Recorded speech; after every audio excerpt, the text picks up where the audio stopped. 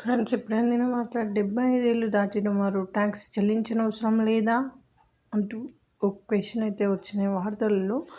అయితే మరి చూద్దాం ఫ్రెండ్స్, దాని గురించి ఏం వివరాలు ఇస్తున్నారు ఏంటి అన్నది. వివరాల్లోకి వెళ్ళే ముందు దయచేసి లైక్ చేసి, షేర్ చేసి, సబ్స్క్రైబ్ అయితే చేసి మరిన్ని లేటెస్ట్ అప్డేట్స్ కోసం బెల్ ఐకాన్ అయితే క్లిక్ చేయండి ఫ్రెండ్స్.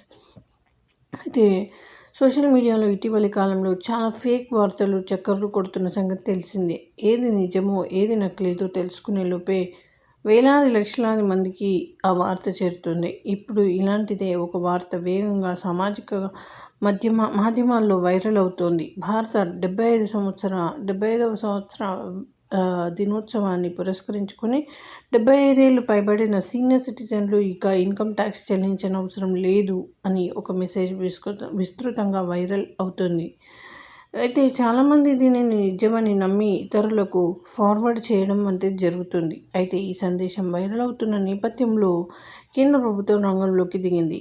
ఇందులో ఎలాంటి నిజం లేదని ఈ మేరకు press information bureau PIB facts check team social media account ట్విట్టర్లో పోస్ట్ చేసింది.